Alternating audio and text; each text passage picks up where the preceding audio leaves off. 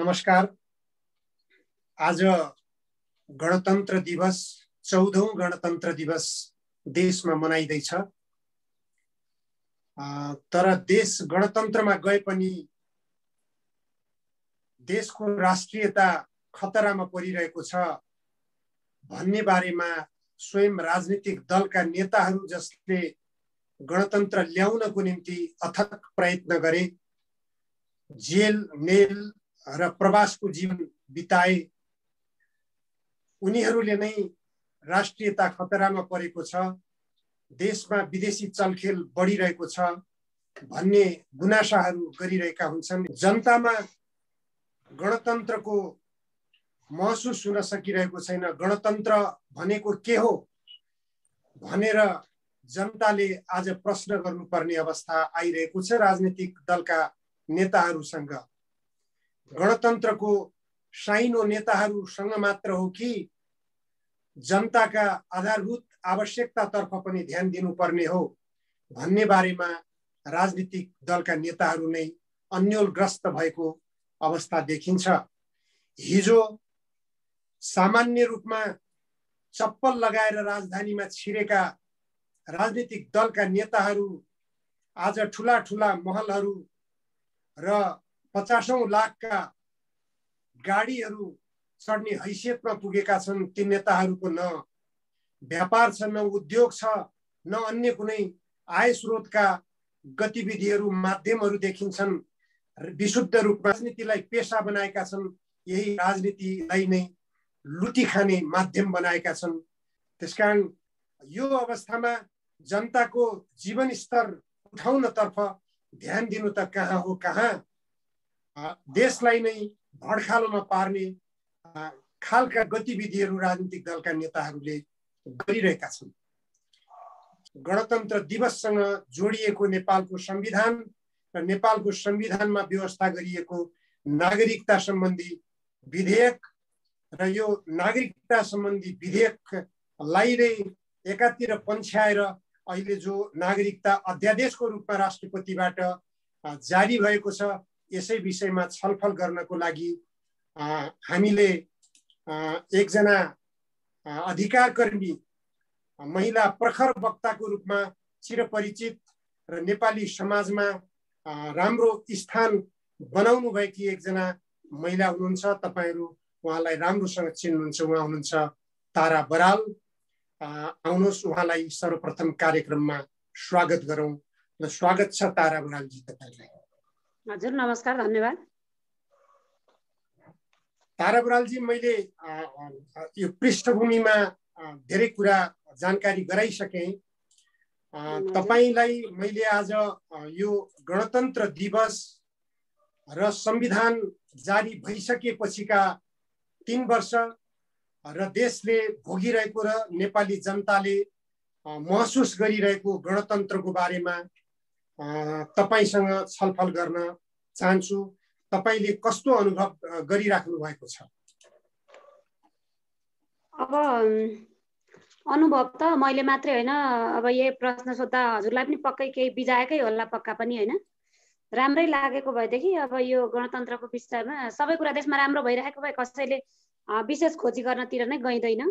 विशेष गरेर अब गणतन्त्र भनेको मलाई लाग्छ हाम्रो नेताहरूलाई पनि यसको अर्थ र कहाँबाट कसरी आयो भने थाहा छैन होला होइन। र अर्को कुरा अघि जुन हजुरले भन्नुभएको थियो, गणतन्त्रकै कारणले देशलाई दुर्घटनातिर लाँदैछ मेरो विचारमा। तर अब आंशिक जुन अहिले यो गणतन्त्रलाई चाहिँ एउटा कमाउने लाइसेन्सको रूपमा प्रयोग गरिरहेका नेताहरूका लागि त फेरि फाइदाजनक पनि छ नि। त्यही भएर कुनै पनि तन्त्रमा, कुनै पनि व्यवस्थामा जहिले एकमत चाहिँ नआउने रहेछ। जो यसबाट लाभान्वित छन् तिनीहरू खुसी पनि छन्, जो यसबाट लाभान्वित छैनन् तिनीहरू दुखी छन्। तर हामीले सालाखालामा हेर्नुपर्ने अवस्था के त भन्दाखेरि कति जनता होइन, टोटल जनतामा कतिलाई चाहिँ यसले लाभ पुर्याएको छ, कतिलाई चाहिँ हानि गरेको छ, त्यतातिर जानुपर्छ हामीले यसको विश्लेषण गर्दाखेरि। र हामी आफैले के भोगिरहेका छौँ होइन। सरकारमा भए भन्दा बाहिरका लागि यो एउटा हामीले अहिले हेर्दाखेरि चिया नै खनेछौँ कि हाम्रो भन्ने चाहिँ भइसकेको छ सबैजनालाई।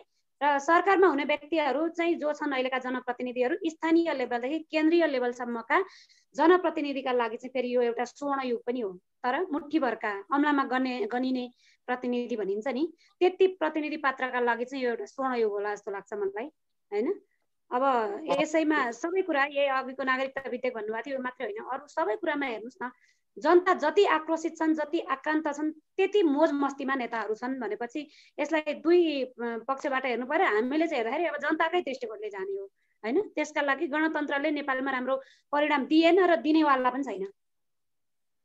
गणतन्त्रले देशमा पक्कै पनि राम्रो परिणाम दिन सकेको छैन। अब खास गरेर यो गणतन्त्रले राम्रो परिणाम नदिनुको कारणमा संविधानलाई कार्यान्वयन गर्ने क्रममा राजनीतिक दलका नेताहरूबाट केही गल्ती कमजोरी भइराखेको तपाईलाई महसुस हुन्छ कि हुन्न? महसुस त कहिलेकाहीँ होइन, दिनौ भइरहेछ। जुन दिनदेखि गणतन्त्र र नयाँ संविधान भनेर ल्याए त्यो दिनदेखि प्राय सारा नागरिक र जनताहरू सडकमा गएर उत्रिनु परेको छ। जसले संविधान बनाए त्यसैले त्यो संविधान एक त हाम्रो देशका लागि हितमा छँदै छैन, होइन? कहाँबाट आयो, कसरी ल्याए, अनि त्यसले के दियो भन्दाखेरि एक दिन पनि कुनै पनि संविधानको धारा नेपालको हितमा छँदै छैन, एउटा कुरा है। अर्को कुरा, जुन गलत संविधान बनाए ती गलत बनाउनेहरूले फेरि त्यसैलाई उल्लङ्घन गरेर झन् उल्टो, झन् महा गलत काम गरिरहेका छन् कि भनेपछि यसलाई त हामीले कहीँबाट पनि हाम्रो संविधान ठिक मान्ने छैन। एउटा कुरो, प्रधानमन्त्री र राष्ट्रपतिले नै गलत त्याएको संविधानलाई हामीले किन ठिक मान्ने, होइन? हामी त है, अब हामी नभनेर म चाहिँ यो संविधानको नै विरोधी मान्छे हो, म यो संविधान मान्दिनँ भन्ने मान्छे हो। मलाई यो संविधान मान्नु पर्थ्यो, यिनीहरूले यो धारा उपयोग ठिक तरिकाले गरेनन्, संविधानको उल्लङ्घन गरे भन्ने विषयसँग मतलब छैन।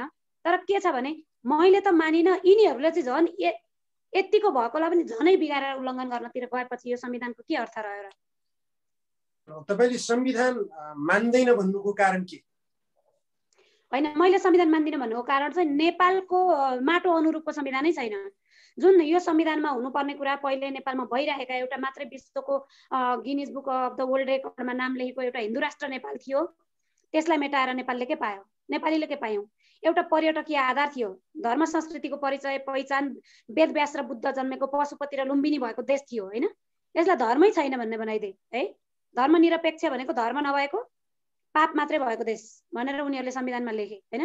त्यो धर्मनिरपेक्षता भन्ने शब्दलाई मैले मान्न सकिनँ, त्यही भएर मैले संविधान मानिनँ। अर्को कुरा, यो संघीयताले देशलाई राम्रो हुँदैन भनेर चाहिँ अगाडिदेखि नै यसको नक्सा इन्डियाबाट कोरेर ल्याएपछिदेखि नै नागरिकले विद्रोह गरेको कुरा हो। यसलाई चाहिँ संविधानको मस्यौदामा पनि अधिकांश नागरिकले हिन्दू राष्ट्र हुनुपर्छ, यो 7 सङ्घीय प्रदेश ठिक छैन, पहिले प्रदेशको खाका ल्याऊ भनेको प्रदेशको खाका पनि ल्याएको थिएनन् संविधान निकाल्दा। पछि उनीहरूले के गरे भन्दा इन्डियामा तयार भएर हिँड्छ। सिधा कुरा मैले भनेको छु, यो कसको लागि बनाएको छ त? यो 7 सङ्घीय प्रदेशको नक्सा पनि हाम्रो नेपालको हितमा छैन। यही नक्साको आधारले भविष्यमा गएर नेपालको प्रदेश नम्बर 2 र 5 चाहिँ चटक्क छुट्याएर इन्डियातिर लाने अहिलेको यो नागरिकता विधेयकले त्यतातिर लाँदैछ। जुन कुरा हामीले सुरुमा नक्सा निकाल्दै आङ्कलन गरेको कुरा अहिले खुरुखुरु कार्यान्वयनमा लगिँदैछ, होइन? अब अर्को कुरा, गणतन्त्र नै भनियो, आज गणतन्त्र दिवसको दिन। मलाई चाहिँ अब यो एउटा गणतन्त्र दिवस जोसुकैका लागि, अरूका लागि जेसुकै होस्, मलाई लाग्छ अधिकांश नेपालीका लागि यो अभाव सिद्ध भइसकेको छ। र हामीले गणतन्त्र ल्याएको हो, फेरि सडकमा गएर हामीले गणतन्त्र ल्याएको हो, तर अहिले गणतन्त्रभन्दा राजतन्त्र मुलुकका लागि ठिक रहेछ। राजतन्त्र भएका अहिलेसम्म विश्वमा उदाहरणै हेर्दाखेरि पनि विश्वमा राजतन्त्र भएका देशहरूमा कहीँ अशान्ति छैन, कहीँ अविकास छैन, अपविकास छैन, होइन? जहाँ पनि समृद्धि छ, शान्ति छ भनेपछि र हाम्रो देशमा पनि राजतन्त्रले पूर्ण शासन चलाइन्जेलसम्म हामीलाई नेताहरूले जतिसुकै नेगेटिभ भाषण गरेर चाहिँ एउटा उक्साटमा पुर्याए तापनि परिणाममा नराम्रो रहेनछ भनेर अब हामीले बुझ्यौँ। त्यही भएर संविधानमा रहेको यो संघीयता, धर्मनिरपेक्षता र गणतन्त्र, यी 3टा शब्दसँग म पूर्ण रूपमा असहमत छु। त्यही भएर म यो संविधान मान्दिनँ। अर्को कुरा, यही नागरिकताको कुरा गर्नुभएको थियो अघि हजुरले, जुन जसले मेरो देश बेचिरहेको छ, जसले मेरा देशभित्र यो माटोभित्र जन्मिएका नागरिकहरूलाई चाहिँ अभिभावकविहीन बनाएर के सौताका सन्तान जस्तो गरेर विदेशी नागरिकहरू भित्र्याउने जुन एउटा षड्यन्त्र रचिरहेको छ र मूल बाटो खनिदिइरहेको छ, त्यसको पनि म विरोधी हुँ। धेरै छन् यस्ता कुरा, कोट्यारै नसकिने छन् हाम्रो संविधानमा। त्यही भएर मलाई यो संविधान मान्नुको कुनै औचित्य छैन। र हामीले पटक पटक उनीहरूले संविधान दिवस मनाउँदै गर्दाखेरि चितवनमा, भरतपुरमा हुँदा 24 कोठीमा गएर हुन्छ या काठमाडौँमा हुन्छ, हामीले चाहिँ संविधान दिवसको दिन चाहिँ कालो झन्डा देखाउने, होइन, संविधानलाई जलाउँ भनेर विभिन्न क्रियाकलाप पनि गर्ने काम पनि गरेका हौँ विगतमा। यो संविधानमा खास गरेर अब तपाईँ अब व्यक्तिगत आधारमा अब केही दृष्टिकोणहरू आफ्ना आफ्ना हुन्छन्। धर्मनिरपेक्षता तपाईँलाई मन नपर्नु, सङ्घीयता मन नपर्नु र देशमा अहिले यिनै विषयहरू सङ्घीयता र धर्मनिरपेक्षताकै कारणबाट देश असफलतातर्फ जान खोजिरहेको जस्तो पनि देखिनु। यी त एउटा पाटोहरू भए। यिनी सजिलैसँग भोलि पनि सुधार गर्न सकिने, धर्मनिरपेक्षतालाई जनताले माग गरेपछि त्यो सुधार गर्न सकिएला। यदि जनताले हिन्दू धर्म सापेक्ष भएर देशलाई अगाडि बढाउन चाहन्छन् भने जनताको चाहना पक्कै पनि पुरा होला त्यति बेला। अथवा सङ्घीयताले काम गर्न सकेन, सङ्घीयता असफल सिद्ध भयो, सङ्घीयताले जनताका चाहनाहरू पुरा गर्न सकेन भन्ने महसुस भइराखेको छ। यसलाई पनि भोलि जनताले चाहे भने हटाउन सक्लान्। तर यहाँ गम्भीर कुरा के छ भनेपछि यो संविधान 8 वर्ष संविधान सभाले समय लगाएर निर्माण गरेको यो संविधानमा तपाईको जो नागरिकता वितरण सम्बन्धी व्यवस्था गरिएको छ संविधानको धारा 11 देखि 15 सम्म, खास गरेर 10 देखि 15 सम्म संविधानमा नागरिकता सम्बन्धी व्यवस्था गरिएको छ। त्यसमा पनि ती धारा उपधाराहरूमा गरिएको व्यवस्था अनुसार देश नै नरहने हो कि देशमै नेपालीहरू नै अल्पमतमा परेर देशको एउटा सार्वभौम सत्ता नै गुमाउनु पर्ने हो कि एउटा नेपालीपन नै हराउने हो कि भन्ने अवस्था को एउटा खतरा महसुस भइराखेको छ सर्वत्र। यो विषयलाई कसरी मूल्याङ्कन गर्नु भएको छ तपाईले? यो देश नरहने हो कि भनेर आंकलन मात्र गरिएको होइन, परिणामले नै त्यस्तै देखाएर ल्याएको छ। जुन संविधानको धारा 11 मा नागरिकताको व्यवस्था गरे अनुरूपमा त्यो धारा 11 को पनि 2, 3, 4 2 मा पनि मैले खोट देखेको छु है, र 8 मा पनि देखेको छु मैले खोट। जुन संविधानको धारा 3 लाई प्रयोग गरेर 8 ले चाहिँ देशमा उपद्रव मचाउने तरिका देखिएको छ भने अर्को चाहिँ यो धारा के अरे 11 को 4 छ। त्यो 4 चाहिँ भनेको के छ भन्नुहुन्छ भने अब नेपालमा चाहिँ यो जन्मको आधारमा हुनुहुँदा मतलब मैले त्यो यहाँ लेखेर पनि राखेको थिएँ हैन।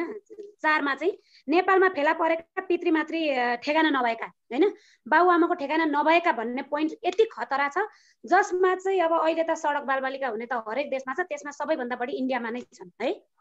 बाबुआमाको पहिचान नभएका सडक बालबालिकाहरू जो जति हुन्छन् नि अनाथालयमा राखिएकाहरू, इन्डियाको अधिकांश अनाथालयमा राखिएका र सडक बालबालिकाहरूलाई चाहिँ ट्रकमा ल्याउँदै नेपालमा थुपारिने काम गरियो भने है तिनीहरूले के आधारमा वंशजको नागरिकता दिने? बाबुआमाको पहिचान नै नभएकालाई वंशजको नागरिकता भनेर के आधारमा लेखियो? यो यहीँबाट घुमाइएको छ कि देश भविष्यमा यी पोइन्टहरूले गर्दाखेरि ध्वस्त हुन्छ है। अर्को कुरा चाहिँ अब यो संविधान प्रारम्भ हुनुभन्दा अघि जन्मेको आधारमा भनेर चाहिँ धारा 11 को 3 मा पनि भनिएको छ। भनेको जन्मको आधारमा भन्ने एउटा शब्दले पछि कति लान्छ भने नि नेपालभित्र त विभिन्न व्यापार व्यवसायीहरू हैन इन्डियाबाट आएर प्राय यो अहिलेको रडाको यो विवाद भनेको टोटल इन्डियन नागरिकका लागि भएको र इन्डियाले नै उब्जाएको, इन्डियन नागरिकले नै उब्जाएको यो विवाद हो। जबकि अब हामी नेपाली नागरिक बोल्नै नहुने भयो देशमा हैन।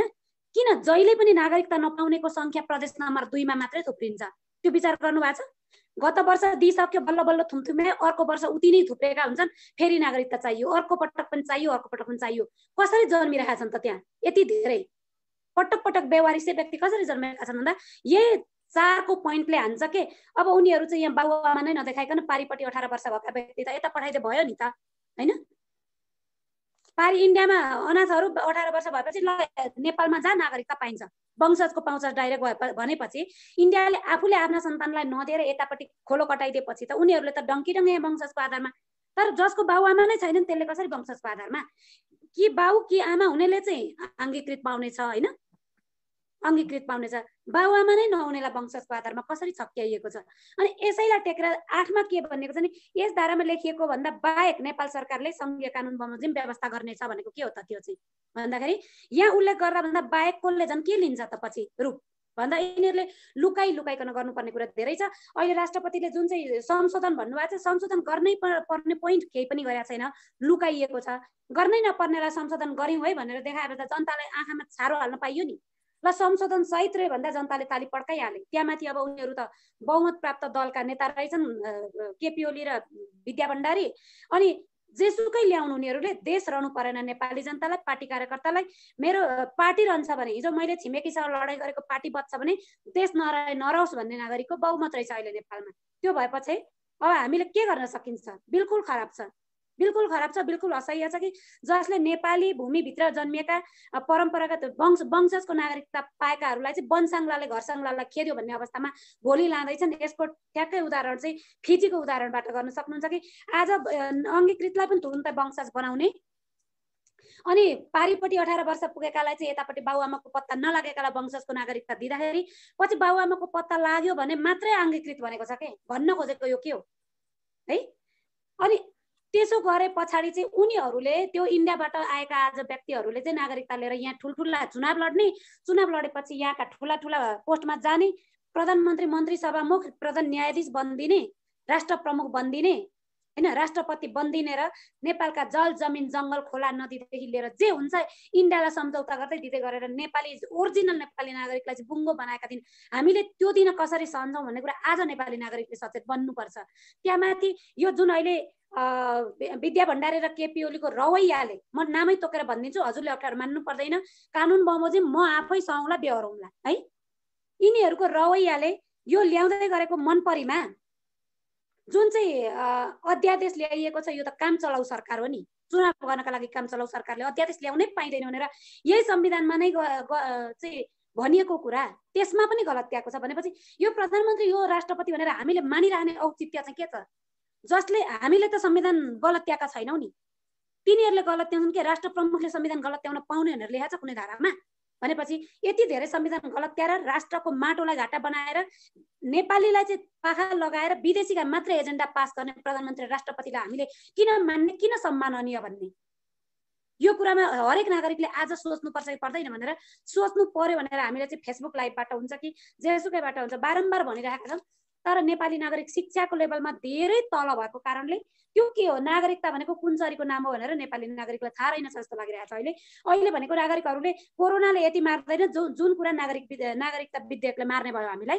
त्यो कारणले यो कोरोनाको लकडाउन चाहिँ यो हामीलाई जुन लगाइएको फलामे साङ्लो छ यसलाई तोडेर सडकमा गएर लाखौँ लाख जनता गएर हैन सिडिओले अहिले जिल्ला प्रशासन कार्यालय गृह मन्त्रालय मार्फत चाहिँ यति जरिमाना सडकमा निस्किए भनिएको छ। यो भनेको नागरिकता विधेयकको विरुद्धमा र अब एमसीसी पास गर्न लाग्दैछ सरकारले भनेर चाहिँ हामीले पूर्ण रूपले प्रमाण भेटेका छौँ। त्यसको विरुद्धमा जनता सडकमा आउँछन् भनेर हामीलाई त जनावर बनाएर, जनावर पनि नभनौँ, हामीले जनावर पाल्दाखेरि पनि त खाना दिएर पाल्छौँ नि हैन, दामलाले बाँधे पनि खोरभित्र थुने पनि बेला बेलामा भोकायो लानेर दाना र पानी त दिन्छौँ नि। तर केपी ओली र विद्या भण्डारीले नेपाली नागरिकलाई दिए दाना पानी थुन्दाखेरि दिएनन्। उनीहरूले किन थुने हामीलाई भन्दाखेरि उनीहरूका विदेशी एजेन्डा पास गराउनका लागि 3 करोड नेपाली जनतालाई थुनेर विदेशीको सहायतामा नेपाली नागरिकलाई लात्ताले गलत्याएर पैताला मुनि हालेर चप्परी मुनि हालेर जुन यो खालका अहिले यो रडाको झिकिरहेका छन् यिनीहरूले जुन राष्ट्रघाती काम गरिरहेका छन् यसको विरुद्धमा हामी लकडाउन नभनिकन सडकमा जानुपर्छ भनेर म आम नागरिकलाई भन्न चाहन्छु। ताराजी, तपाईले निकै गम्भीर प्रश्न एउटा उठाउनु भयो, जस्तो कि लावारिस बच्चाहरूलाई भारतबाट ल्याएर ट्रकका ट्रक नेपालमा छोड्न थाले भनेपछि ती बच्चाहरूलाई अथवा नागरिकता प्राप्त गर्ने उमेर भएसम्म उनीहरूलाई लावारिस भन्न सकिने अवस्था रहेसम्म उनीहरूले नेपालको नागरिकता पाउने अवस्था देखियो। यो साह्रै गम्भीर कुरातर्फ तपाईले एउटा आशंकापूर्ण दृष्टिकोण देखाउनु भयो। तर एउटा कुरा के भनेपछि बच्चाहरूलाई मात्र होइन कि नागरिकता प्राप्त गर्ने उमेर भइसकेका युवाहरूलाई पनि नेपालमा पठाएर लावारिस बाबुआमा ठेगान नभएको भनेर उनीहरू प्रमाणित गर्नलाई के आधार त? अब प्रमाणित गर्ने कसले? यो विषयमा संविधानले यो केही बोलेको छैन। यो पक्कै पनि सीमा क्षेत्रमा खास गरेर दक्षिणतिरको सीमा क्षेत्र सीमा पारीबाट ल्याइने युवाहरू जो नागरिकता प्राप्त गर्ने उद्देश्यका साथ यहाँ नेपालमा भित्र्याइन्छ र उनीहरूलाई नागरिकता उपलब्ध गराइन्छ। त्यसले त नेपाललाई तपाईले आशंका गर्नुभए जस्तो फिजीको कुरा गर्नुभयो। मैले एउटा सानो दृष्टान्त पनि तपाईसँग शेयर गर्छु। फिजीमा महेन्द्र चौधरी, भारतीय मूलका महेन्द्र चौधरी थिए। उनले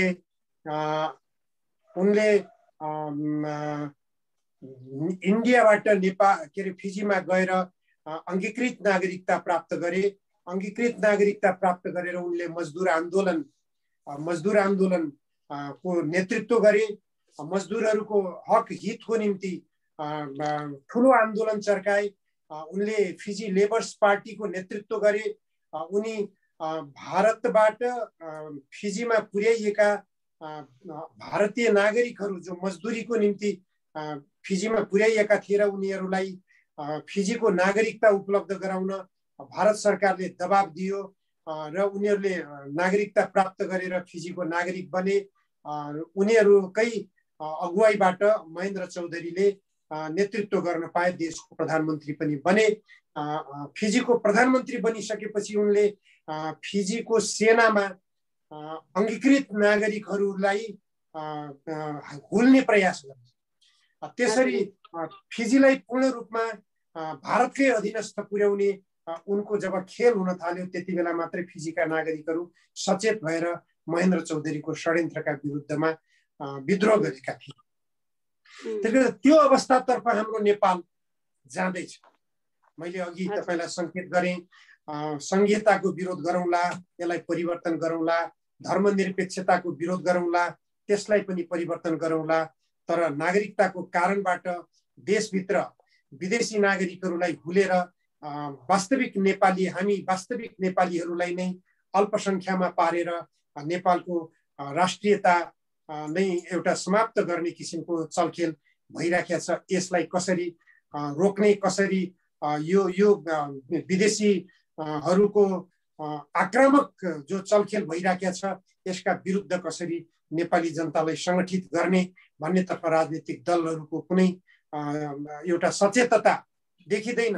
बरु राजनीतिक दलका शीर्ष नेताहरू, आम रूपमा आम नेता कार्यकर्तालाई भन्न सकिँदैन, तर खास गरेर शीर्ष नेताहरू विदेशीका खेताला बनिरहेका छन्। अब अर्को तपाईलाई म दृष्टान्त दिन्छु, यो बारेमा पनि तपाईको दृष्टिकोण आउन जरुरी छ। अमेरिकाले नेपालमा आर्थिक अनुदान गर्ने नाममा ल्याउन खोजिराखेको एमसीसी छ। एमसीसीले नेपाललाई के गर्न खोजिरहेको छ? नेपालको जल सम्पदा को उपयोग गरेर नेपालबाट विद्युत उत्पादन गरेर त्यो विद्युतलाई भारतको गोरखपुरमा भण्डारण गरेर नेपालको विकास हुन्छ भन्ने खालको सोचाइ यहाँका हाम्रा नेपालका राजनीतिक दलका शीर्ष नेताहरूले बनाइरहेका छन्। यो भ्रममा किन नेपालका नेताहरू परिरहेका छन् भन्ने गम्भीर कुरा हाम्रा सामु उपस्थित भएको छ। सर, मैले हजुरलाई यही खातिर एउटा कुरा के भने नि, जुन एमसीसीले नेपाललाई विकास गर्छ भनेर तम्सिरहेका म त भन्छु किरासरी भेडा बोका जस्तो किनबेचमा प्रयोग हुने संसद पार्टीका नेताहरू जति छन्, यिनीहरू चाहिँ यदि नेपालमा अमेरिकाको एउटा आइएनजिओ आएर राष्ट्रको सम्पूर्ण अधिकारमा हस्तक्षेप गर्न पाउने तरिकाको एउटा जरा काट्न पाउँछ भने अहिलेका यी जुन पास गरौँ भनेर उफ्रिने यी जनावरहरूलाई चाहिँ उनीहरूलाई पूर्ण रूपले सुविधा दिइसकेको छ। उनीहरूलाई भविष्यमा नेपालको माया छैन। त्यति कुरामा हजुर ढुक्क रहनु होला। जसले नेपालमै मैले जीवन बिताउनु पर्छ भन्ने छ त्यो मात्रै अतालिएको छ। त्यो शक्ति सत्ता कहीँ पनि छैन, होइन, पहुँचै छैन उसको। अब जो चाहिँ सत्ता र शक्तिको पहुँचमा छन् उनीहरू मैले नेपालमा जीवन जिउनु परेकै छैन भन्नेमा भित्रबाट ढुक्क छन्। उनीहरू नेपाल लुट्न बसेका हुन्। हाम्रा देशका संसद र प्रधानमन्त्री, राष्ट्रपति लगायतका सबै पार्टीका शीर्षस्थ नेताहरू उनीहरूले आफ्ना छोराछोरीलाई अस्ट्रेलिया हुन्छ कि अमेरिका हुन्छ व्यवस्था मिलाइसकेका छन्। अहिले गत वर्ष पूर्व अर्थमन्त्री खतिवडाकै कुरा गर्नुहोस्, अहिले राजदूत भएर अमेरिका जाने उहाँले चाहिँ राष्ट्र ब्याङ्क डुब्यो, उहाँको पालामा राष्ट्र ब्याङ्क डुब्यो, 6 खर्ब बजेट बेरोजु भयो। कहाँ गयो त? त्यो भन्दा अमेरिकामा छोराको नाममा घर किनियो है खतिवडाको। भनेपछि यसरी उनीहरूले राष्ट्रको सम्पूर्ण सम्पत्ति लगेर विदेशमा व्यवस्था मिलाइसकेका छन्। उनीहरूलाई नेपालको कति पनि चिन्ता छैन। तर हामीले चाहिँ चिन्ता के लिनु पर्यो भने हामी पनि चाहनु भने जान सक्छौँ ती देशमा जान मात्रै सक्छौँ, राष्ट्रको खर्च नगरी आफ्नै भएको जायज बेचेर ऋण निकालेर लोन निकालेर जान सक्यौँ होला। 3 करोड आजका र भोलि भविष्यमा 20औं करोड हुँदै जाने नेपाली नागरिकहरूलाई चाहिँ कसले बचाउने त भन्ने प्रश्न यहाँ डह्रो खडा भएको छ के। उनीहरूले यो एमसीसी भनेको हाम्रो लागि ल्याइदियो होइन, नेपाली खोलाबाट बिजुली निकालेर इन्डियाले व्यापार गर्ने, अमेरिकाले इन्डियालाई बिजुली बेच्ने अन्तिम रणनीति यो हो है। सारा नेपालीले बुझिएको छ। तर 3 करोड नागरिकले विद्रोह गर्दाखेरि पनि नमानेपछि हामीले संसदलाई विरोध गरौँ है भनेर मै फेसबुक लाइभबाट बोलेको थिएँ। हरेक जिल्लाका धेरैभन्दा धेरै नागरिकले संसदलाई मबाट मेसेन्जरमा फोन नम्बर मागेर गर्नुभयो, फोन गर्नुभयो, व्यापक गर्नुभयो यो महिनाभरि।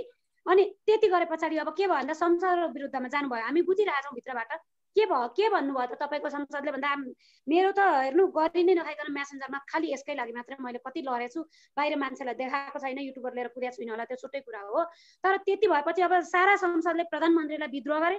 त्यति एमसीसी को विद्रोह गरेको कारणले प्रधानमन्त्रीले के भन्यो भन्दाखेरि अमेरिका र इन्डियाले ल ठ्याक्क फेरि 2 पटक भए पनि संसद विघटन गर्दै एक्लै अध्यादेशबाट पास गर्दैउ न त, अब संसदले गर्दैनन् भनेर सल्लाह दियो। राति भेट्न आउँदाखेरि प्रधानमन्त्रीको ढोका जहिल्यै खुल्ला छ विदेशी भेट्न आउँदाखेरि होइन।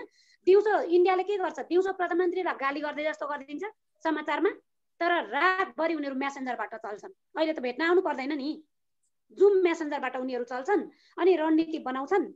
त्यति कारणले गर्दाखेरि अहिले यो भइरहेको छ के उनीहरू सुरक्षित छन्।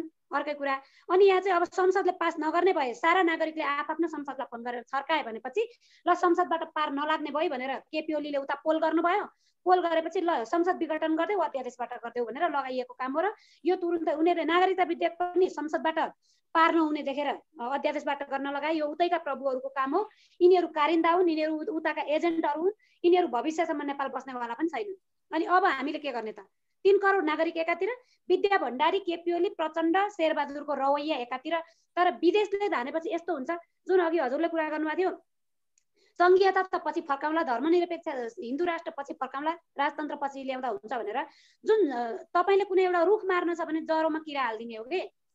जरो चाहिँ भनेको तिनै थिए नि हिजोका हिन्दू राष्ट्र, के अरे यो राजतन्त्र र पहिलेको हाम्रो जुन नेपालको सङ्घीय संरचना थियो, नेपालको भौगोलिक संरचना थियो नि, रेखाङ्कन सीमाङ्कन, त्यो नै चाहिँ नेपालको लागि ठिक थियो। त्यो बिगार्ने बित्तिकै कसरी जोडियो भनिन्छ भने संघीयताले नेपालको प्रदेश नम्बर 5 र 2 लाई छुट्याइदियो।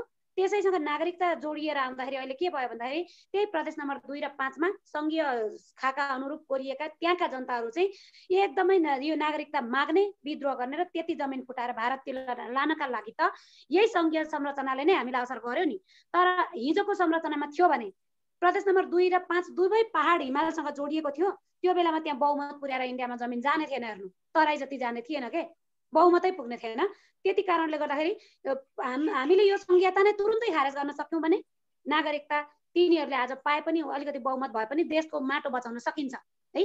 तुरुन्तै हामीले राजतन्त्र ल्यायौँ भने पनि यो आज पास गरिएको नागरिकता विधेयक तुरुन्तै खारेज गरेर, राजा हुँदै त गरेको थिएन नि त, यस्तो देशको विरुद्धमा त केही पनि सम्झौता गरेको रहेनछ नि। राजतन्त्र मात्रै ल्याइयो भने जनताले विद्रोह गर्ने बित्तिकै राजाले मान्छन्, देशका हितमा जनताले गरेको विद्रोह राजाले मान्छन् भन्ने कुरा।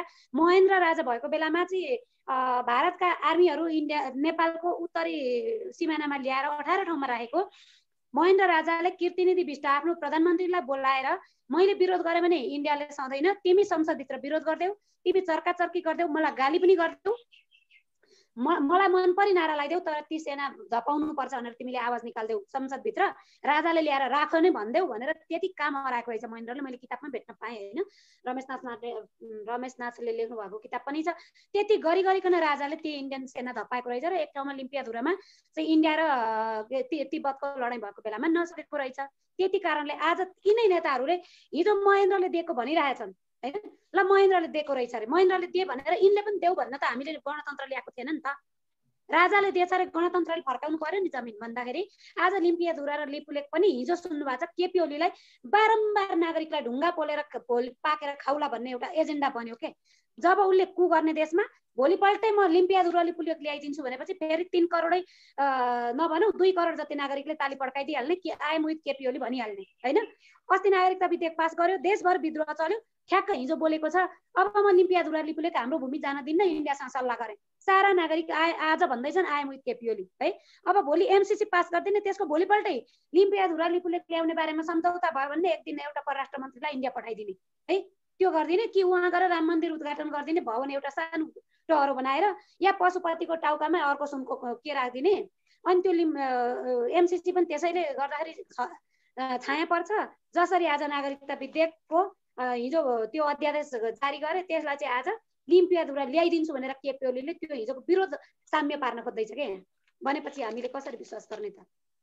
जगै बिग्रियो कि हाम्रो जुन संघीयता धर्मनिरपेक्षताको गणतन्त्रले हाम्रो आजसम्मका यी सबै लडाइँ गर्नु परेको। जस्तै एमसीसी पनि राजतन्त्र भएको भए आउने थिएन है, एमसीसी राजतन्त्र भएको भए आउने नै थिएन। जनताको विरोध देखेपछि त सुनाइ गर के हो त राजाले त भन्थे नि कमसेकम। विद्या भण्डारीले कहिले जनता किन सडकमा आयो, किन नागरिक रुँदैछन्, म राष्ट्रको टाउको हुँ, मैले त्यता सुन्नुपर्छ भनेर भनेछ छैन। किन छैन भन्दा उसको मनमा कति पनि विवेक छैन। ऊ जीवनै एउटा पार्टीको महिला सदस्यता पत्र बेचेर हैन, महिला सदस्यता बेचेर पैसा कमाएर लेबीबाट पर्सेन्ट उठाएर खाएर छोराछोरी पालेर बसेर केपी ओलीले बोकेर सत्तामा कुर्सीमा पुगेकी मान्छे हो। र उसलाई विद्या भण्डारीलाई राष्ट्रपति बनाइदिन पनि फेरि बाहिरको हात थियो। किन भन्नुहुन्छ भने केपी ओली विदेशीले जे भन्यो त्यही मान्ने मान्छे, अब राष्ट्रपति त केपी ओलीले जे भन्नुभयो त्यही मान्ने मान्छे चाहियो नि भनेर पहिलेदेखिको हाम्रो प्रधानमन्त्रीको प्रिय पात्र विद्या भण्डारीलाई त्यहाँ राखेपछि उनीहरूको एजेन्डा खुरुखुरु पास हुने भए यो विद्या भण्डारीलाई राष्ट्रपति बनाउने पनि यो सानो मात्र चलखेल छैन, उतैको चलखेल छ।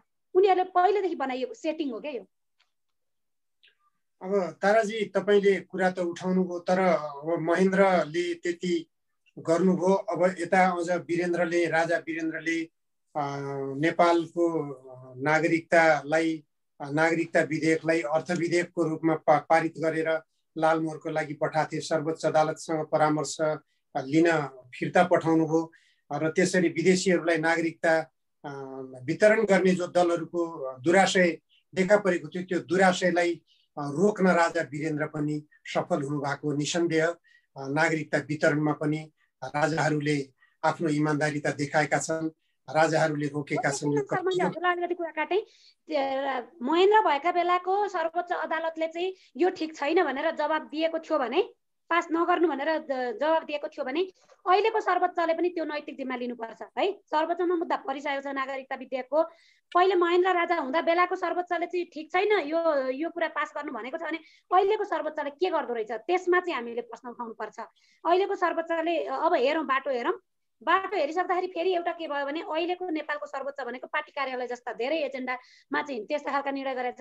विगतमा कहिल्यै पनि इन्डियन गाडी, विदेशी नम्बर प्लेटका गाडी नेपाली भूमिमा कुद्नु हुँदैन भन्ने चाहिँ संवैधानिक व्यवस्था हुँदा हुँदा यही सर्वोच्चले इन्डियन गाडीहरूलाई छापछाप्ती नेपालमा कुद्न दिएको छ। अहिले काँकडभिट्टादेखि काठमाडौँसम्म हेर्नुभयो भने खाद्यान्नदेखि लिएर पेट्रोलियम ढुवानीदेखि लिएर सबै कुराको सामान बोक्ने गाडीहरू अनि टुरिस्ट बोक्ने, पर्यटक बोक्ने गाडीहरू सबै इन्डियन नम्बर प्लेटका गाडीहरू मात्रै छापछाप्ती छन् है।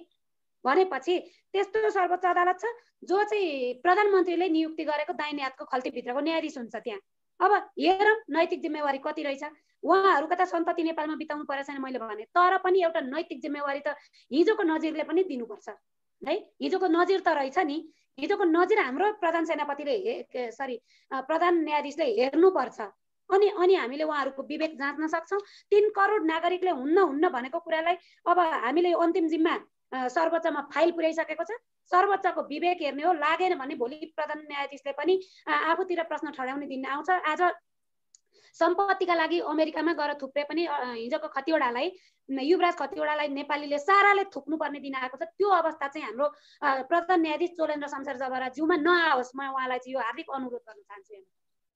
ताराजी तपाईँले महत्त्वपूर्ण कुरा राख्नुभयो। अब यो नागरिकता संविधानमा व्यवस्था गरिएको नागरिकता अनुसार आमाको नाममा नागरिकता भन्ने प्रसङ्गबारे पनि तपाईँसँग छलफल गर्न चाहन्छु म। यो आमाको नाममा नागरिकता भन्दा बित्तिकै नेपाली महिलाहरू अथवा नेपाली चेलीहरू जस्तै विदेशी नागरिकसँग बिहे गरेका छन् र विदेशी पतिबाट सन्तान जन्माएका हुन्छन्, त्यस्ता नागरिकहरू भन्नाले अब महिलाका आमाका नामबाट नागरिकता भन्दा बित्तिकै त ती विदेशीसँग विवाह गरेकी नेपाली चेलीका सन्तानले पनि नागरिकता पाउने भयो नि। यसलाई कसरी विश्लेषण गर्नु? एउटा कुरो के हो भने सर, यो आमाको नाममा नागरिकता भन्ने पोइन्टलाई टेकेर चाहिँ एकदम यहाँ वैदेशिक हस्तक्षेप बढी बढ्ने भयो के। यो विवादित हामी किन बनाउँछौँ भन्ने कुरामा एउटा कुरो के भयो भने नेपालको राष्ट्रियताले मैले देख्दाखेरि छोरा र छोरीलाई विभेद गरेको भन्नेतिर पनि एउटा महिला अधिकार कर्मीहरूको आवाज छ हैन। छोराको सन्तानले पाउँछ भने छोरीको सन्तानले पनि त पाउनुपर्छ नि भन्ने पोइन्टलाई पनि हामीले ठिक मान्नुपर्छ। तर यसलाई हामीले यो विवादित र भोलिको लागि खतरा हुन नदिनको लागि प्रेम त सबैले गर्न पाउँछ नि हैन। लभ म्यारेज धेरैले गरेका होलान्, इन्डियनसँग मात्रै पनि हुँदैन। र छोराले चाहिँ प्रेम गरेर सन्तान जन्माए त्यो छोराका चाहिँ यहाँ वंशजका हुने, अनि छोरीले चाहिँ विदेशी पुरुषसँग प्रेम गरेर विवाह गर्न नपाउने भन्ने खालको एउटा यो बन्धनको रूप देखियो। त्यो हुनु हुँदैन। यसलाई चाहिँ नियन्त्रण गर्नका लागि चाहे छोराले विदेशी पुरुषसँग छोरीले विदेशी पुरुषसँग विवाह गरून्, चाहे छोराले विदेशी महिला ल्याउन्, चाहे छोरीले विदेशी पुरुषसँग विवाह गरून्, तिनका सन्तान दुवैलाई अङ्गीकृत राख्दै त हुन्छ नि त। अङ्गीकृत राख्दै त भयो नि त, विवादित भएन नि। प्रेम त सबैले गर्न पाउनु पर्यो नि त। छोराले पाउँछन् भने छोरीले पनि पाउनु पर्यो। अनि एउटा कुरो, म आफै छोरी भएको नातामा पनि त म पनि यही भूमिमा जन्मेको, मेरो दाजुले पाउने अधिकार मैले किन नपाउने भन्ने त मलाई पनि जान्छ नि हैन। त्यो भएको कारणले छोराले बे गरेर जन्मेका सन्तानलाई पनि छोरीले बे गरेर जन्मेका सन्तानलाई पनि एउटै अवस्थामा राख्दिन त सरकारले सकिन्छ किन? खालि संविधानमा महिला महिला भनेर जोडिराख्ने आवश्यकता छैन के। विदेशी महिला या पुरुषसँग विवाह गर्ने भन्दै त सकिजान्छ नि कुरा। संविधानमै महिलाले अनि महिलाका नाममा भनिएको छ है। त्यो कारणले गर्दाखेरि अप्ठ्यारो भएको हो यो कुरा। त्यसको समाधानका लागि अरू केही पनि उपाय हुँदैन कि त खुरुखुरु भान्जा भान्जीलाई नागरिकता थुपार्ने हो यहाँ हैन। होइन भने हामीले समाधानको उपायमा लानका लागि चाहिँ बाउ होस् या आमा होस् विदेशी सन्तानसँग नेपाली सन्तानले बिहे गरेको छ भने तिनीहरू दुवैकालाई अङ्गीकृत मात्रै दिने। तर त्यसका पनि कसरी भन्दाखेरि कसरी दिन सकिन्छ त? जन्मिने बित्तिकै आउने बित्तिकै भन्ने कुरा हुँदैन। मेरो आफ्नो घरको सानीमा इन्डियामा बिहे गर्नु भएको छ हैन।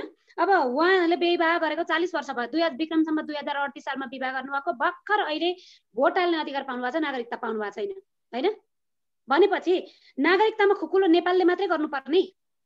यही प्राय जसो नेपालमा नागरिकताको विवाद निकाल्ने र लडाइँ गर्ने भनेको इन्डियन नागरिकहरू, नेपाली हुँदै होइनन् है। सबै प्रदेश नम्बरमा वीरगञ्ज 2मा वीरगञ्जमा थुप्रेर, पर्सा 12 रौतटमा जतासुकै थुप्रेर लडाइँ गरून्, इन्डियन नागरिक हुन्। किन भन्दाखेरि त्यही नागरिकताको विवाद चाहिँ किन हिमालमा उठेको छैन, पहाडी जिल्लामा किन छैन, हिमालमा किन छैन? जब नागरिकता खुल्ला भयो नि, तराईका जिल्लामा मात्रै लाइन लागेर टोकनले नागरिकता बाँड्नुपर्ने, तर पहाड र हिमालमा पनि त छन् त जनता, त्यहाँ किन थपिँदैन त नयाँ नागरिकता खोज्ने व्यक्ति? भन्दाखेरि सबै इन्डियाले थुपारिरहेको छ भने हामीले इन्डिया के अरे यो विदेशीका लागि नागरिकता दिन सहज भन्दै गर्दा, खुकुलो बनाउँदै गर्दा हाम्रा देशका नागरिक इन्डियामा त्यसै गरी बसेकाले पाएका छन् कि छैनन्, त्यो पनि प्रश्न खडा गर्नुपर्छ हामीले।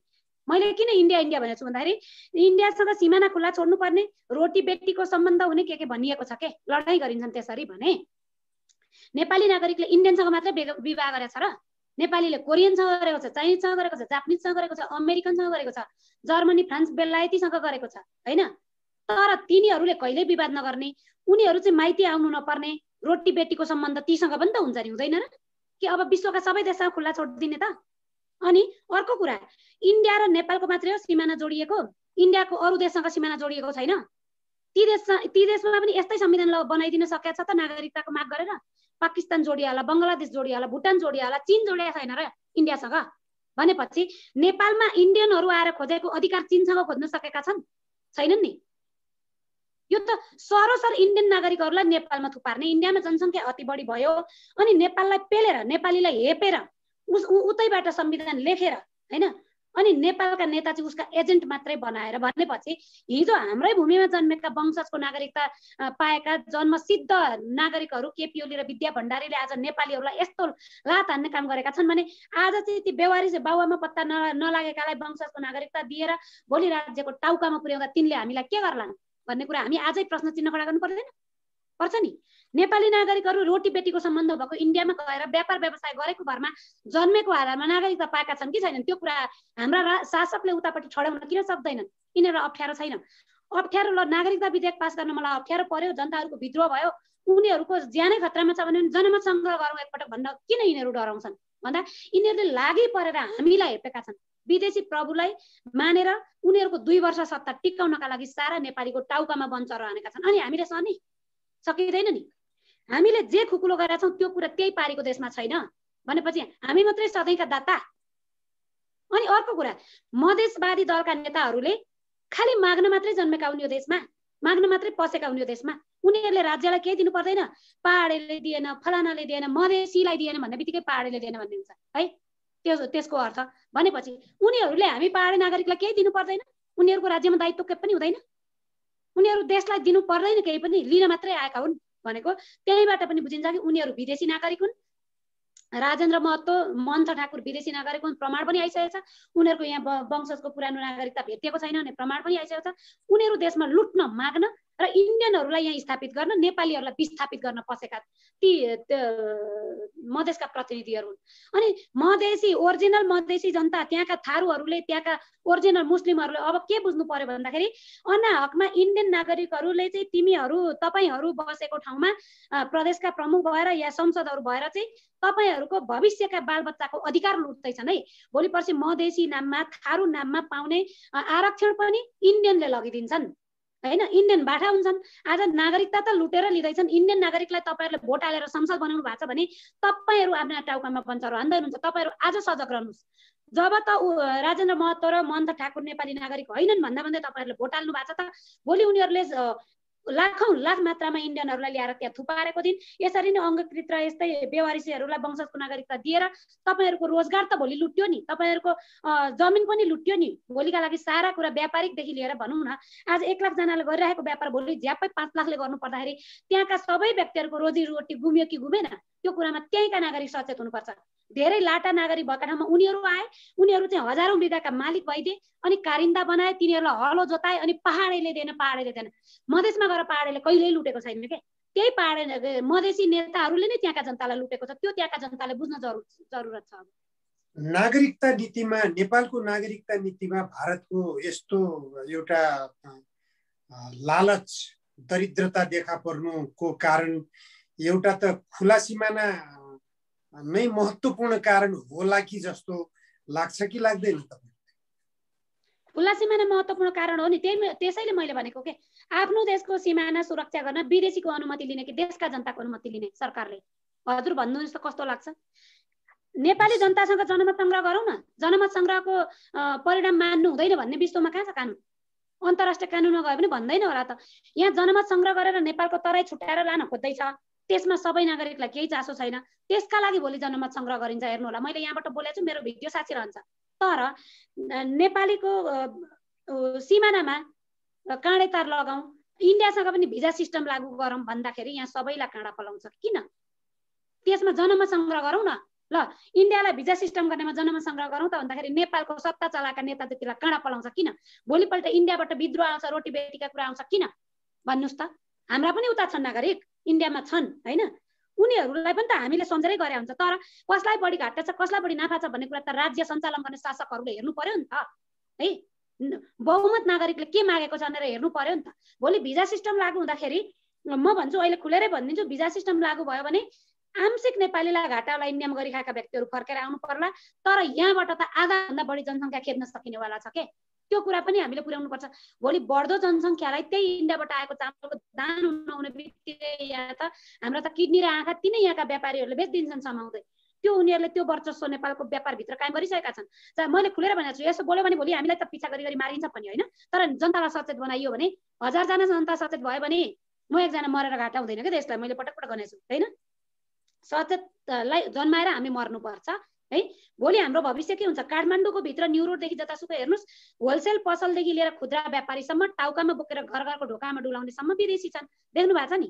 भनेपछि न व्यापारमा नेपालीको हात छ, न यहाँबाट उम्रेका खोला नदीमा हाम्रो अधिकार रह्यो होइन। ती खोला नदीबाट बिजुली निकाल्ने हामी जनताको लगानी गरेर अधिकार छैन, अमेरिका ल्याइदिनु परेको छ यहाँ। भनेपछि हामी जनावर भएनौँ? जनावर पनि भएनौँ। जनावर भन्दा तलतिरको के हुन्छ भन्नुहोस् त? मलाई आफै माटोभित्र मलाई परिभाषित गरेर मेरो परिचय दिन म नेपाल भूमिभित्र सक्दिनँ भने चाहिँ हामी कहाँ जाँदैछौँ? त्यो कुरा त आज सचेत हुनुपर्छ नि सबैले। ताराजी, एउटा कुरामा अझै स्पष्ट गर्न मलाई आवश्यक लाग्यो। जस्तो आमा आमाको नामबाट भन्ने कुरामा अब विदेशीसँग विवाह गरेकी चेलीका सन्तानले पनि अङ्गीकृत नागरिकता पाउँदा के फरक पर्छ भन्ने खालको कुरा तपाईँले गर्नुभयो। त्यसमा अलिकति स्पष्ट हुन मलाई मन लाग्यो। अब यो खास गरेर विदेशी नागरिकसँग विवाह गरेकी महिलाले आफ्नो पतिलाई, आफ्नो सन्तानलाई, बच्चा बच्चीलाई समेत नेपालको नागरिकता दिलाउन पाउने अधिकार यदि सुरक्षित गर्ने हो भने मलाई लाग्छ हाम्रो जस्तो दक्षिणतर्फ खुला सिमाना रहेको विशाल जनसङ्ख्या रहेको देश त ठुलो समस्यामा पर्ला नि त। एउटा के भनेपछि, किनभने तराई क्षेत्रका जनताको बुहारी पनि ल्याउने र ज्वाइँ पनि उतैतिरको बनाउने अत्यधिक प्रचलन छ। त्यो आजदेखिको होइन, धेरै धेरै पुरानो प्रचलन हो। यसैबाट गृह मन्त्रालयले एउटा तथ्याङ्क पनि सार्वजनिक गरेको छ कि अहिले पनि नेपालमा 2 लाख अङ्गीकृत नागरिकहरू रहेका छन्। ती अङ्गीकृतहरूमा वैवाहिक नागरिकता प्राप्त गरेका बुहारीहरूदेखि लिएर बसोबासको आधारमा, पेसाको आधारमा नागरिकता प्राप्त गरेका विदेशी नागरिकहरू छन्। अब त्यसरी अब छोरीका सन्तानलाई, विदेशीसँग बिहे गरेकी छोरीका सन्तानलाई पनि अङ्गीकृत नागरिकता दिन थाल्ने हो भने नेपालमा त अङ्गीकृत नागरिकहरूको सङ्ख्याले नै के अरे छोपेर लैजाला अथवा देश चाहिँ अङ्गीकृत नागरिकहरूकै बाहुल्यता भएको देशको रूपमा रूपान्तरित होला नि त। त्यो खतरा रहँदैन र? यस्तो हुन्छ सर, अब यो प्रश्नमा हरेक विश्वका सबै देश पितृसत्तात्मक मात्रै छैनन्, कहीँ मातृसत्तात्मक भएका पनि छन् होइन। अब मैले अघि पनि भनेको थिएँ, मेरो दाजुले एउटा मानव अहिलेका लागि इन्डियन महिला विवाह गर्दाखेरि मेरो दाजुका सन्तानले जुन प्रकारको नागरिकता पाउँछन्, मैले इन्डियन पुरुषसँग बिहे गरेँ भने मेरा सन्तानले पनि त्यो पाउनुपर्छ। म पनि भन्छु के, किनभने हामीलाई छोरीको एउटा लिङ्ग लिएर जन्मेको आधारमा मात्रै विभेद गर्न चाहिँ पाइँदैन।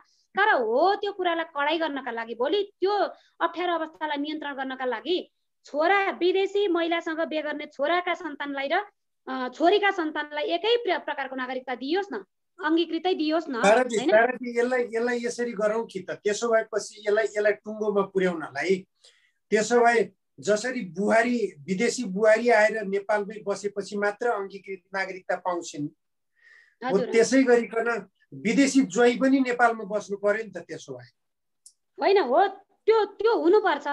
अब अर्को कुरा, हजुरले जुन विदेशको ज्वाइँ भन्ने कुरा गर्नुभएको थियो, विदेशको ज्वाइँ पनि लामो समयसम्म नेपालमा समय निर्धारण गरिदिने, 20 वर्ष 25 वर्ष कति हुन्छ होइन।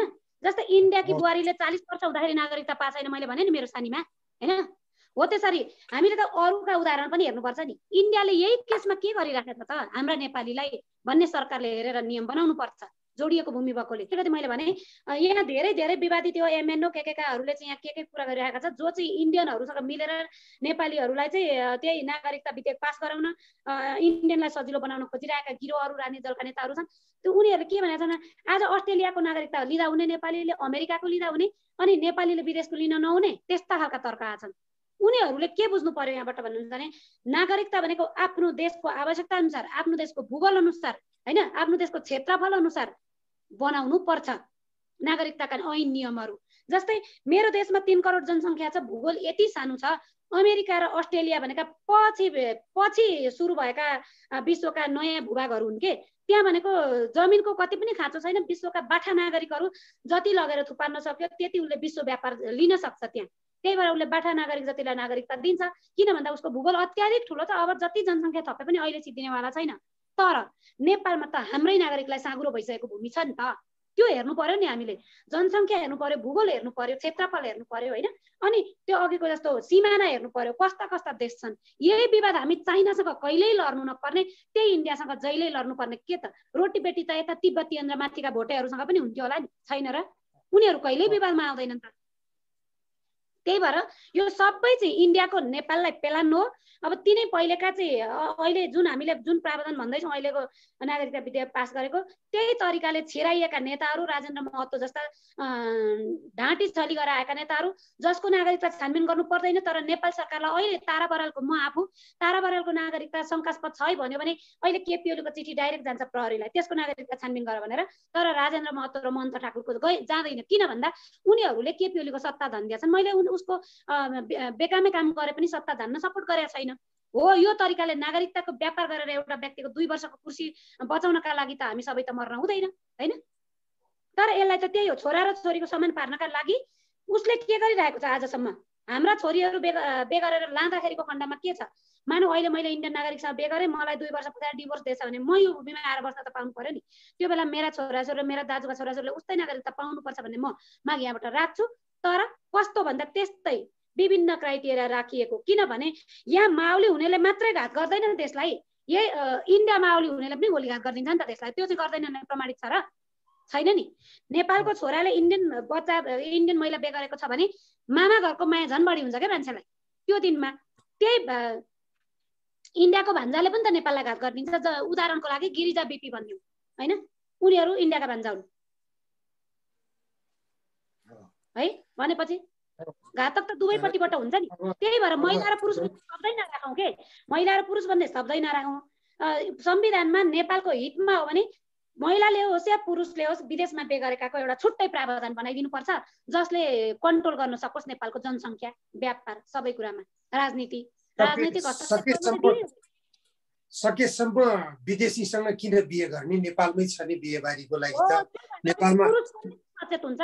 भोलि मेरो छोराछोरी राजनीतिमा जान पाउँदैन, मैले विदेशी महिलासँग बे गरेर राजनीतिमा जान पाउँदैनन् र पुरुषलाई सचेत बनाउन चाहिँ जरुरत छैन र छ नि। उनीहरू देशका लागि प्रेरित हुन्छन् भने स्वदेशीसँग विवाह गरौँ न, छोराले पनि छोरीले पनि। विदेशीसँगै गर्छन् भने उनीहरूले चाहिएको मापदण्डभित्र कन्ट्रोलमा बस्नै पर्छ, त्यो मान्नुपर्छ सबैले। छोरालाई एक अधिकार, छोरीलाई एक अधिकार हुनु हुँदैन। धन्यवाद ताराजी, तपाईसँगको आजको बसाई, आजको छलफल साह्रै महत्त्वपूर्ण रह्यो।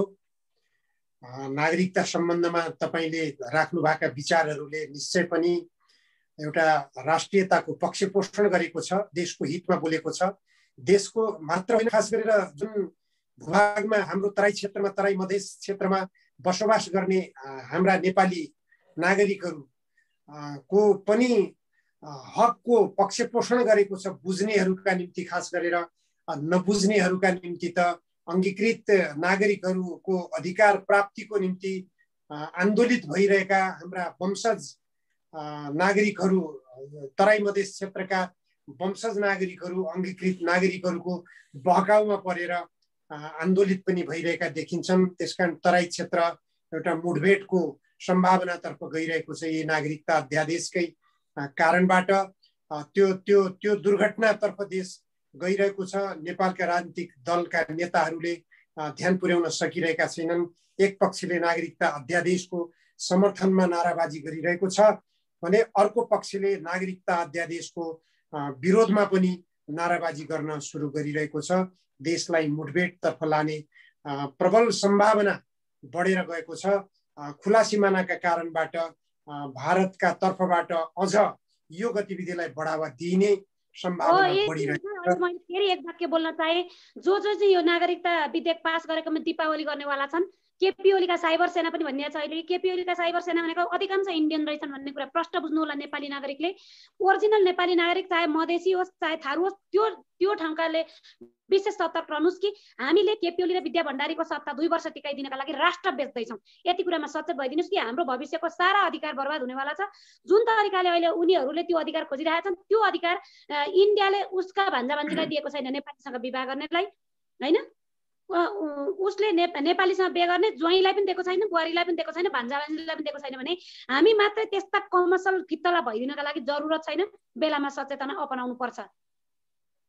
एकदम ठिक भन्नुभयो। धन्यवाद, धन्यवाद ताराजी, महत्त्वपूर्ण समय दिनुभएकोमा। फेरि अर्को पटक अर्को विषय लिएर हामी भेटौँला। आजलाई नमस्कार। नमस्कार।